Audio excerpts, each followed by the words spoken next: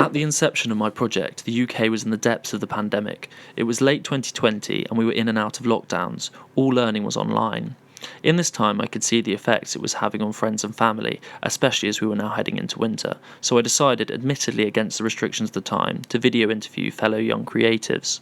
I was already interested in the medium of documentary, but also saw it as a form of collecting qualitative data on the effects the pandemic was having on individuals and the perception of the macro effect the pandemic was having on young creatives. After a particularly insightful conversation with a family friend and first-year student Lily, enlightening me to her stance of being an anarcho-communist and stating that centrism is a form of contrarianism, and that the internet is designed to radicalise people to the right, a light turned on. I thought her perspective to be extraordinary, as her thoughts evidently in themselves were rather extreme. I was already aware of the idea of the echo chamber, but within the context of the pandemic, this mirroring and exaggerating a perspective was emphasised by the lack of conversation with people in the day-to-day. Ideologically, if I were to think of a utopia, it would be an anarcho-communist one. The next stage was to figure out what was happening and why.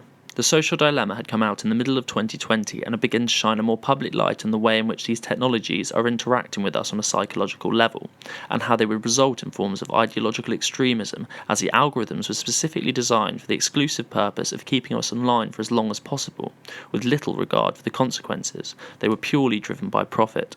Within my context report, a key and overarching theme was the way in which technology is interacting with people, and how this was directly related, or at least a reflection of, the necessity to expand and monopolise as a result of the neoliberal capitalism of the 20th century, now manifesting in our technologies. The difference, however, between conventional consumerism and online consumerism is the way in which the expansionist nature of capitalism works in the online space, as it is working, to most inadvertently, on our minds. The last commodifiable substance was mental space, as I would begin to understand it. In reference to this understanding and the effect technology was having on us in keeping us in a perpetuated nihilistic state, I would become interested in the historical references that were relevant to these ideas. In this vein, Nietzsche, the death of religiosity and nihilism, as a result of the post-Enlightenment era, would surface. The death of an epoch is how I began to view the now, the end of the neoliberal capitalist epoch, but because of technological distraction, a birthing of a new epoch is being limited. The theories and understandings I discovered within the research of my context report left me feeling rather pessimistic about the direction we're headed in. My immediate response was a desire to remove people from this distracted state. With this in mind, I began to film, knowing film was the direction I wanted to take the project in. At first, I thought that in taking a highly abstract approach to what design could be, and in simply presenting a poetically inclined documentary loosely around the effect social media was having on young creatives, and a vague idea of the emptiness of these connections within the artistic fields, I could create a design intervention in the loosest sense. When filming with the artist Bob Parks, I filmed with cheap SD cards resulting in lost footage, and the microphone on my phone was not up to scratch. Also filming with the musician So Ma and struggling to find the golden thread of intention within my own practice. After filming with multiple creatives and having many technical difficulties with cameras, mics and the narrative I was creating in general, I spoke to tutors and we thought of creating a lens through which to work. Speaking with tutors made me realise that in many ways the direction of my project was far too vague and did not communicate anything new or provide any kind of real intervention, although at this time I did invest in better equipment and learn to use it properly, helping me to film in a far more professional capacity for future filming exercises. I did, however, become aware, through the conversations with creatives, that technology does not have an effect so much on the specifics of creativity, and therefore gain greater understandings of the way in which it does have an effect, and also how not to communicate my relevant ideas. When talking specifically about a field such as music, it becomes difficult to draw a direct negative connection between the technology and the enterprise. In music, for example, there is now a greater ability to share music and find ideas, to connect with other musicians and advertise yourself, to reach niche or widespread audiences. This is where I was going wrong at the beginning of my studio practice. The impact technology is having is far more broad and invisible than that. It slips through the gaps. So, asking a musician what the effects of technologies are on the music industry is therefore a non-starting question, as the real question is behind the scenes. How many masterpieces might have been written in the time that creators were staring down the barrel of TikTok? The ambiguous and rhetorical nature of the response and consequence of the question makes it a difficult one to work with. But, looking into the work of Adam Curtis, I could see the way in which he would tie together seemingly unconnected events in order to create an abstract narrative and almost psychedelic understanding of the entanglement of our modern world. This would go on to become a key understanding within my own style of communication and help to untangle some of the ideas I was trying to tackle. I would go on to frame the causation of my project's desired societal awakening as being the format of the documentary, and in doing so would arrive at the Luddites. The Luddites provided a far more solid and foundational understanding and contextualization. The idea of neo or new Luddism worked also. At the time of the Luddites' original revolt, early 19th century Britain, they reacted to what they saw as the negative capitalistic invasive new technologies and the effects they were having on their communities, and therefore rejected them with aggression.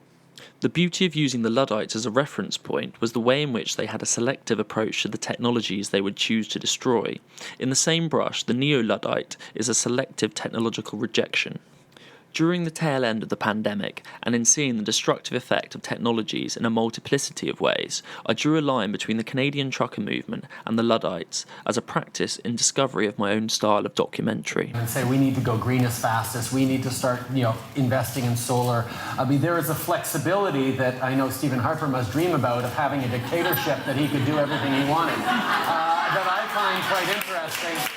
The response by Trudeau's government has been to introduce the Federal Emergency Act for the first time in the country's history.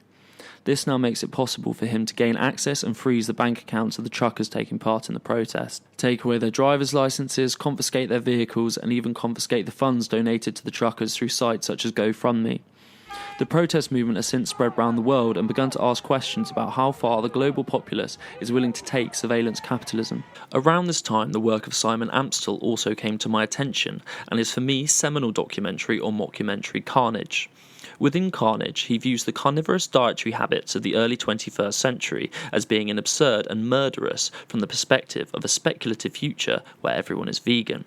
This documentary made me ask myself the question of how might this time of addiction to devices, working on us as much as we use them, be seen in the future. Within this context, the foundational undercurrent of the idea of what I wanted to communicate being the ongoing merger of the technological, the capitalistic and the human, and this being the proverbial loom in the sense of my reference to the Luddite, and in that being what I wanted to break and reconstruct, was clarified. In the physical realm and within the understanding of the breaking and remaking of our perspective of the technological, I began to deconstruct the objects I was contextualizing as the oppressor, and within this thinking about the way in which I would like to reconstruct these ideas as a form of design intervention in the theoretical space I was working within. I was viewing the layers of the screen as being lenses through which we are viewing the world, so in a very literal sense I began to use them as metaphors for their own demise. I discovered a layer named the lenticular lens which refracts light as shown. I thought it an interesting material to work with, and set about using it as a new optic as previously described. First seeing how the layer would interact with filming, and then creating a lens and reconstruction. I created 3 clips, the first describing the phone as an illusory object, the second how the phone is becoming our perception window into the world, and the third presenting how we no longer see the world. I would go on to prototype a pair of glasses that would convey the latter of these 3 ideas. I also knew I wanted to create a loom, this being in reference to the original Luddite movement but also reappropriating it in the context of the 21st century, or the Neo-Luddite, in effect a Neo-Luddite object that would become representative of my journey and the message I wanted to portray. The key ideas I wanted to communicate with my Neo-Luddite object were the sense of isolation that technological addiction causes, the breaking and remaking/rejecting that is fundamental in the Neo-Luddite philosophy, and the absurdity of our technological addiction. I already knew of a layer within the construction of LCD panels that could be removed and placed in a pair of glasses. Known as a polarization filter, this layer would allow a video to be shown to only one person, providing the isolation. Here is me proving concept. In thinking about breaking and remaking, I had already broken down the screen, and although this was therapeutic, it was not representative of what modern Luddism would represent. We were being worked on psychologically, so that psychology is what must be broken. This idea made me think back to Nietzsche and the search for meaning, otherwise known as existentialism. As this project was intentionally subversive, I thought I would ask a stupid question, at the attempt to answer an ultimate existentialism. What is the meaning of life? Why not ask people that question? What is your meaning in life? Although I have read that this is a frowned upon cop-out philosophically, it's a simple answer, and in the context of the 21st century's techno-capitalist nihilism inflicted on us constantly, I think it serves as the wooden mallet to this digital loom. Maybe like making other people happy. Listening to rap music. My practical purpose is my dog. It's the reason I go to work, is to buy her food and stuff. Nice team. In the attempt of conveying the third point, absurdity, I first thought of creating a 3D rendering of real-life events, thinking this would tell the story of how we are becoming removed from actuality. But in reality, this conveyed the opposite. It felt confused and indirect. The documentary was initially intended to be shown separately as a context for the piece. I knew this was a problem, but I couldn't think of a solution. Luckily, my tutor Arjun was on hand to suggest placing the documentary within my object. This provided the final piece in the puzzle, as you would now be isolated within the object, experiencing my speculative narrative documentary, breaking and remaking your perspectives. The documentary itself would become an amalgamation of carnage and hypernormalization in style. I already written multiple treatments for different ways of approaching older ideas in relation to technology, so I felt confident in drawing out the narrative for this piece. The speculative narrative is relaying history from the year 2068. I intentionally use my father as the actor and narrator, as there is a 38-year age gap between us, effectively placing me as him within it. This allowed the narrative to have a clear timescale and a personal relatability when writing. The story starts in the mid-20th century, recycling many of the themes within my context report in combination with the rhetoric and applied knowledge gained since its hand-in. The narrative intentionally starts with my father making a statement about history as an abstract idea, something curated and only understood fully with a significant retrospection. I filmed this twice to get the desired effect, as initially the audio was slightly off and there were some focusing issues. It would then go into my narrative, taking what I'd learned about video collage and narration from both research and experiments. It would finish as it began, cutting back to my father speaking as if the story was both close to home and a distant memory. Borrowing from Carnage, I used the idea of children of the future within my speculative narrative. I wanted to finish the piece with something that would drive home the absurdity of our time. Using this framework, I wrote lines for people of my own age that would never have experienced the issues around technology we face today. The characters I chose to play these roles were all young enough that if it were to be 2068, they would have been born after my Neo-Luddite revolution, when technologies were designed to the sole purpose of serving the population, not the corporation.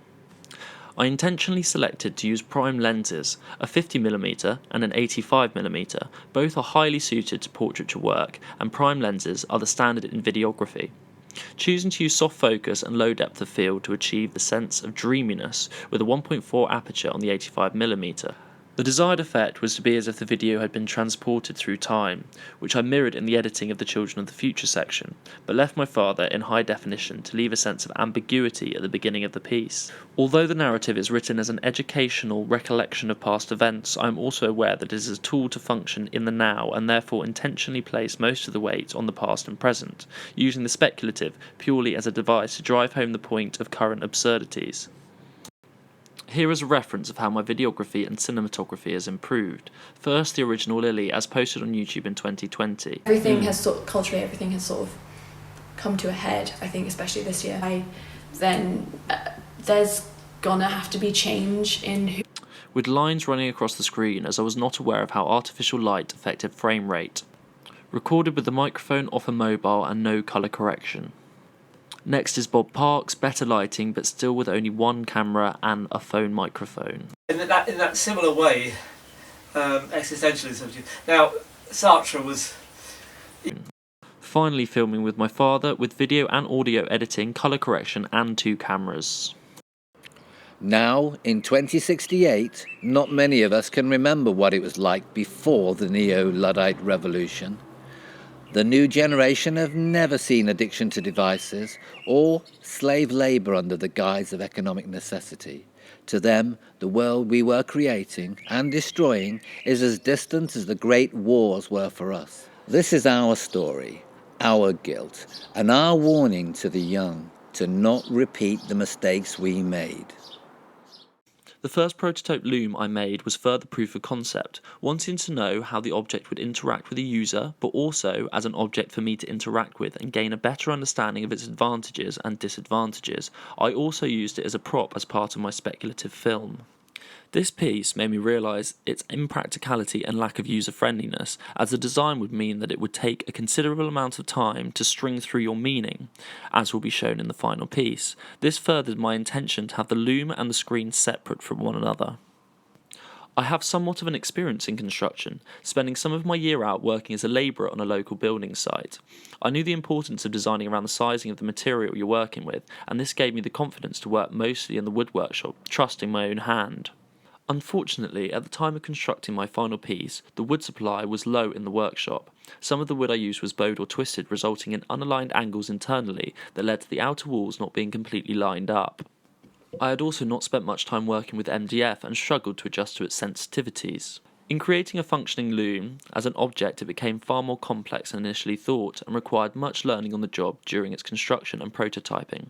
I had to make and remake many of the parts multiple times, often learning things the hard way in my attempts. I also had issues with the mini computer I acquired for this piece, as not being someone that spent much time working with PCs, I realised that not all computers come complete.